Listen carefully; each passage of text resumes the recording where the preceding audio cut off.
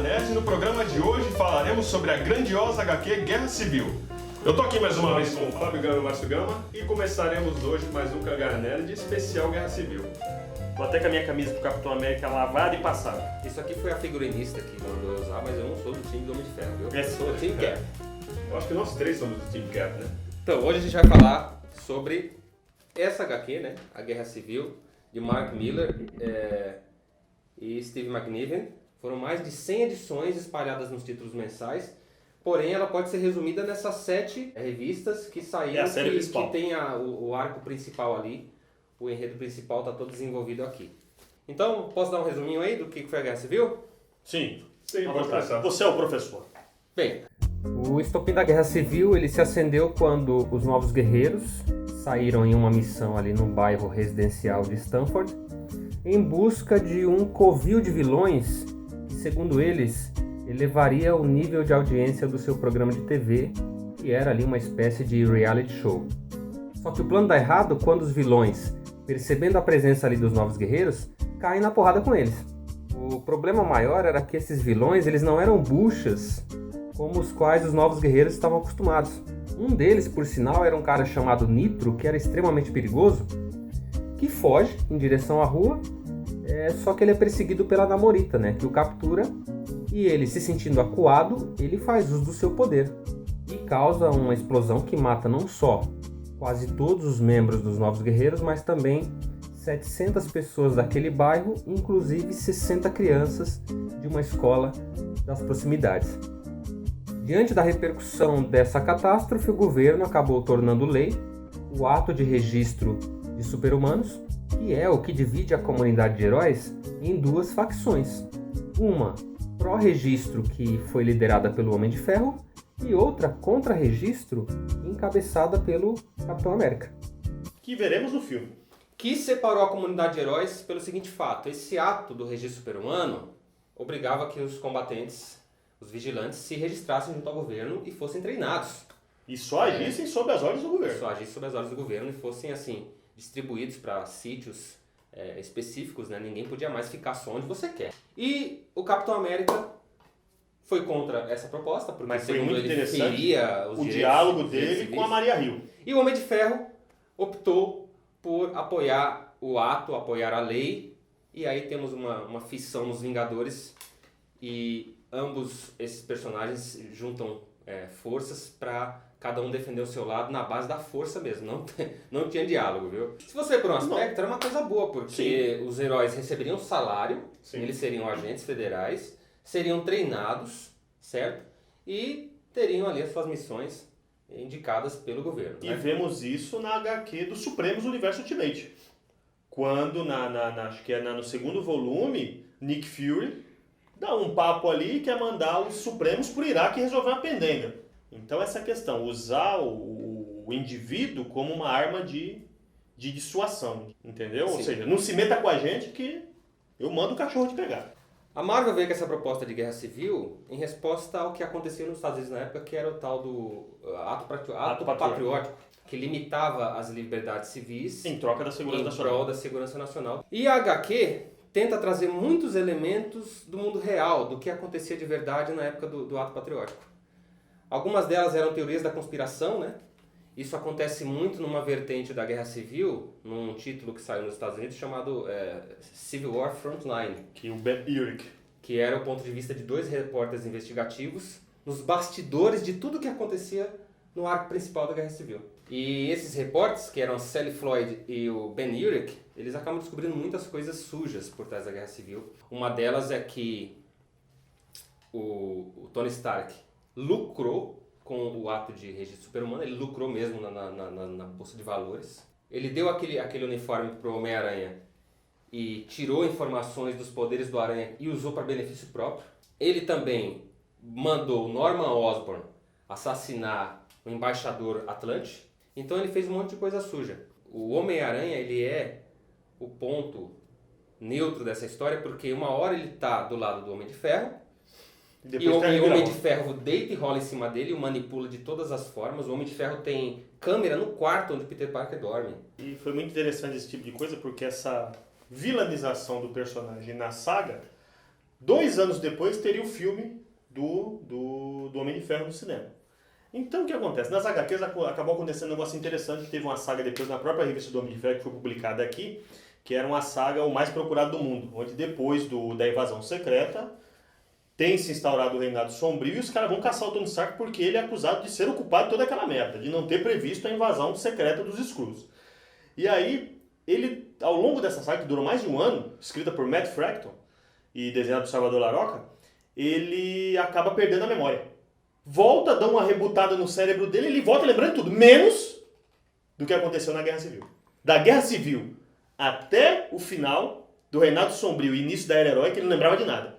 Então, digamos assim, coitado, era inocente. Porque as 7 edições principais da Guerra Civil não mostram isso aí, não mostram os bastidores, mostram o tempo todo que ele tem uma motivação para defender a lei, que a mulher... A mãe do Damian. A mãe do Damian, que era um garoto que morreu na explosão, o pressionava, cuspia na cara dele, exigia dele medidas para que essa lei fosse realmente imposta sobre os super-heróis. E falou pra ele também que ele era o herói favorito do filho dela que morreu. Então, Deu assim, até um bonequinho, né? aquilo o motivava. Porém, pior do que o Tony Stark é o Reed Richards. E qual foi o paradeiro do Nitro, né? O Nitro fugiu, né? E o Wolverine foi atrás dele. E o Wolverine descobriu que o Nitro tinha sido anabolizado por um cara que também tinha interesses econômicos no ato de Reis dos Super-Heróis. Um outro cara que era um vilão. Ou seja, ele se explodia, mas não era pra explodir daquele jeito. Sim, o cara deu pra ele uma pílula que potencializava o poder dele. É por isso que a Guerra Civil divide opiniões. Se você ler só essa saga aqui, você fala assim... É um conflito ideológico. O Homem de Ferro tá certo porque ele tá defendendo a lei. O Capitão é aí um criminoso e tal.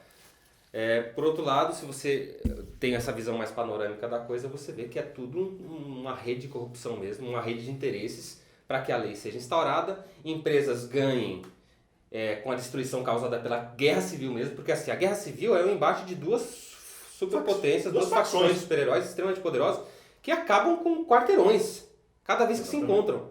E tem uma empresa que está lucrando com isso, que é a Damage Control Incorporation, que é a empresa que cuida dos estragos causados pelos enfrentamentos de super-humanos. Tinha até especulação de fazer um seriado disso aí, mas... Sim. E você vê que o absurdo do time Stark é tão grande que eles recrutaram vilões para poder caçar o Homem-Aranha. Para poder caçar não só o Homem-Aranha, mas para poder ajudá-los, reforçá-los a enfrentar o time do Capitão América. E foi um jogo de trairagem extrema ali, né? O Homem-Aranha estava no esgoto e foi pego na sorrateira e tomou um baita de um cacete. Mas devemos o sucesso dessa saga muito à mente de Mark Millar, que é um cara que eu sou fã do cara. O cara sabe escrever magistralmente esse tipo de saga. Ele é o cara que criou os Supremos, que seria uma forma de colocar os Vingadores no século XXI, no universo mais realístico, que é uma das melhores coisas que eu li na minha vida de quadrinhos, foi os Supremos. Temos o Superman Red Son. Ele criou os X-Men também no universo Ultimate, ou seja, ele é um cara fodão. Eu comecei a acompanhar de fato, ostensivamente, os Vingadores depois que foi anunciada a queda, né? A saga Queda, quando o Bendis entrou. Mas foi a partir da Guerra Civil que você vê todo aquele universo sendo montado. E você vê repercussão disso até hoje. Porque veio a Guerra Civil, depois da Guerra Civil veio a questão da Invasão Secreta. Depois da Invasão Secreta veio a saga Reinado Sombrio. Depois veio o Cerco, do Cerco veio a Era Heróica. E aí veio a Era de Ultron. E estamos a repercussão disso até hoje.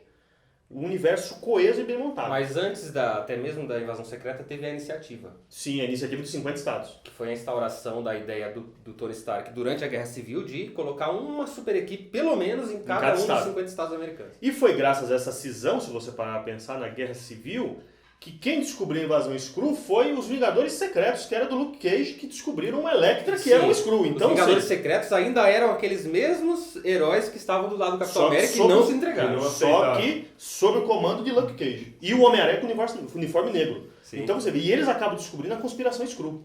Então dali você vê que é uma coisa ligada com a outra e foi um negócio E você vê que precisou que os renegados descobrissem. Sim. Outra coisa que denigre o time do Homem de Ferro na Guerra Civil é a criação do clone ciborgue. O Ragnarok. Que foi criado ali pelas 3 mentes geniais da Marvel, né? O Hank Pym, o Reed Richards e o Tony Stark. E é um cara que falta a ele a consciência humana, né? Ou seja, os caras até questionam, Por cadê mais- a trava? Por mais que eles tivessem feito de tudo para que tivesse uma trava que o prevenisse de matar alguém, ele mata o Golias. Ele chegou tacando martelada pra cima Como é, do que, goleiro. como é que o Demolidor, o Falcão não morreram com aquela martelada que ele deu? martelada. Mostra a cena. Eu depois. também vi essa cena aí, eu pensei, cara, quebrou o queixo, demorou pelo menos, né? Quebrou o queixo dele, Deu, mas porque ele bate deu no uma... queixo dele. O Golias só cresceu e foi pra cima, tomou um no peito, atravessou. Esse clone depois repercutiu muito nas histórias do Thor, ele voltou e queria ter vida própria, e queria ser o Thor, e até hoje ele deve existir, mas assim... Não tem mais não. Não? Na Guerra Civil ele foi eliminado pelo Hércules. Pelo É, Hércules, porque- mas depois ele é reconstruído. Pra vocês que não acompanharam na época, esse clone foi construído porque nesse período o Thor tinha acabado de passar pela saga Ragnarok. Sim, o Thor estava Estava morto. morto, os deuses estavam mortos. O Thor estava morto e o Hulk estava no No espaço. espaço, exilado. Sim. Então o que acontece?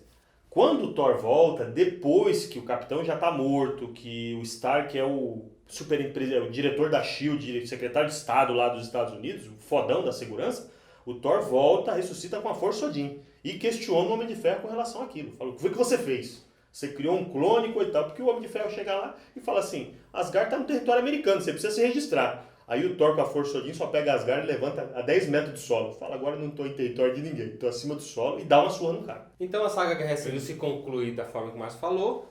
O Capitão América se rende, vendo que a opinião pública está contra ele. O pessoal quer sim, a maioria das pessoas quer sim a instauração do ato de registro de super-heróis e querem ver todos os outros combatentes que não se registrarem presos. Né? O problema é que quando um combatente que se nega a se registrar vai preso, ele não tem direito a um processo devido. Guantánamo. Ele não tem direito nem mesmo a um advogado que ele possa escolher, o advogado indicado pelo governo. Ele não tem direito a uma ligação, um telefonema, nada. Ele vai ser enviado lá para a zona negativa por tempo indeterminado até o dia em que ele falar, eu aceito me registrar. E você de casa que tá achando que, pelo trailer, que não tem muito conhecimento, que isso é normal hoje em dia, assim, a pessoa não conhecer a fundo o meio dos quadrinhos, devido à expansão que teve, achar que o Homem-Aranha está do lado do Homem de Ferro, no filme também é uma coisa que é questionável, né? Sim. Aquilo Sim, pode mesmo ser um porque início... Mesmo porque o plot do filme parece que não vai ter nada a ver com registro de super-heróis, porra nenhuma. Apesar do mote que eles colocaram do general... O Thunderbolt Ross. Sim, É, tem um Ross. ato ali, tem uma lei assim em Sim. vigor, você vê que tem uma lei que os heróis têm que acatar, mas não vai ser com relação a isso. Vocês têm que se registrar, vocês têm que dizer quem vocês são. Tá certo que a identidade do herói é preservada, tá, pessoal? Não é porque o Homem-Aranha que foi idiota, que ele foi lá em rede nacional e se mostrou, mas assim, na Guerra Civil você podia Preservar sua identidade, somente os agentes do governo saberiam quem você é. E agora só uma opinião, assim, uma coisa que eu senti na época que eu li a revista, né? Ao final. Os Estados Unidos passaram por aquela fase de governo Bush, né? Aquela coisa, liberdades civis meio podadas, a guerra ao terror, você via que o mundo estava meio barril de pólvora. E o que o Capitão América sempre representou? Ele era sentinela da liberdade. Ele era um cara que ele foi contra as cores do país dele, chamava-se Capitão América, mas ele sempre preservou as liberdades civis. Ele foi contra o governo dele, como eu sempre falei, para poder preservar a liberdade das pessoas. Ao final dessa saga, ele vai preso e vocês sabem o que acontece depois. Vem a saga da morte, ele é assassinado e o Buck toma o lugar dele. Eu, no meu íntimo, eu achei que aquilo ali foi uma mensagem simbólica dos editores da Marvel. A América está morta. O sonho americano acabou. E para você ter uma ideia de como eu acho que minha ideia podia estar certa, ele só foi ressuscitado quando Obama assumiu o poder. Sim, e ele recebe o perdão pelos atos dele na Guerra Civil Pelo Obama. do presidente Obama. Obama o perdoa, o perdão presidencial pro Capitão América. Então eu não sei se é uma teoria da conspiração, mas no meu íntimo, assim, eu penso que foi, de uma certa forma, um protesto editorial pela situação que os Sim, Estados Unidos viviam na É ocasião. possível. Só pra terminar e falar que a Guerra Civil, até hoje, o ato de registro de super-herói tá válido, tá? Só que foi meio que esquecido. Esquecido. Hoje em dia... Não se menciona mais. Não se fala mais nisso, tá? O Homem-Aranha, por exemplo, ele revelou a identidade para a rede nacional, todo mundo sabia quem era. Mas o Mephisto... Mas 5 edições depois da Guerra Civil, veio lá o One More Day. que foi a saga onde ele... Faz um pacto com o Mephisto. Onde ele sofre as consequências de ter sua identidade revelada para o mundo. O Rei do Crime manda picar em bala lá na Tia May. Ela fica à beira da morte e o Peter Parker é a única opção que ele tem de conseguir trazer ela de volta à vida. ou preservar a vida dela, que ainda existe, ele faz um pacto com o demônio Mephisto para que ela viva, só que ele pede em troca uma coisa, o amor dele por Mary Jane. Mas é um demônio tão poderoso, né? Por que ele Sim. já não conquista tudo nessa porra se ele pode fazer um Então, negócio desse? então, Não dá pra entender. ele conseguiu fazer todo mundo esquecer que é um absurdo. Esqueceu o planeta inteiro, né? O planeta Se inteiro. o cara fala em rede nacional... E ele apagou todas as fitas de vídeo gravadas Pois é. naquele dia. poder tudo. absurdo. É. O poder acabou. Poder da porra, Entrou no Dropbox de todo mundo e apagou. E acabou. Entrou no cartório, rasgou a certidão de casamento do Peter dá e da pra Mary entender Jane. um negócio desse. Nunca se casaram. E fica aquela tensão amorosa entre eles, porque a Mary Jane lembra, só que o Peter não. Mas não lembra de tudo que agora tá E aí tá a tia como May, que já tava no bico do corvo, já há mais Nunca mais morre. de 60 anos no bico do corvo, nunca morre. E tá viva aí até hoje. Pessoal, não deixe de se inscrever no nosso canal, curta Cangaia Nerd no Facebook e entre no grupo do Cangaia Nerd que temos para discutir quadrinhos, cinema e tudo mais. É importante você dê like no vídeo se você gostou, tá? Porque se ficou ruim, não precisa dar like não. Seja sabe que sincero, gostou. siga a sua consciência, como o Capitão América faz. E esperando o like de Roraima. Exatamente. Chegou aí. Diga se gostou, comente aí, bata um papo com a gente que a gente responde o mais breve possível. É isso aí. Cangaia Nerd, um abraço, Guerra Civil. Entrou uma mosca aqui agora. Ela vai na lavanderia e volta aqui. Já se viu descobrir a planta da casa. Tem que fechar essa porta, né? Aí, ó, a maldita aí. É daquelas varigeronas. Tem a Olha. armadura, né? Quase cifrou. Reflexo, né? Apurados. Tenta de novo.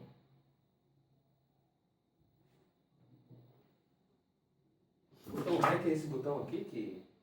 É um quadradinho. Não, ela tá com o diabo, né? Tá com o diabo. Jogos de Vingadores. Vamos falar um pouquinho agora das características desse escudo. Como que o Capitão América consegue tomar uma pancada tão violenta naquele escudo e ele não sofrer dano algum? Qual que é a característica desse escudo que faz com que toda a energia empregada naquele golpe se dissipe de uma forma que não prejudique o Capitão Essa América? aí é uma das propriedades até mostrada no cinema do Vibranium, né? De absorver a energia e repelir de volta. Assim. Você tem um escudo que absorve impacto. Se o Capitão América joga o escudo na parede, ele deveria absorver o impacto da pancada e cair no chão. Então, mas a E ideia ele aqui é ricocheteia. que ele bate e devolve o impacto na mesma forma.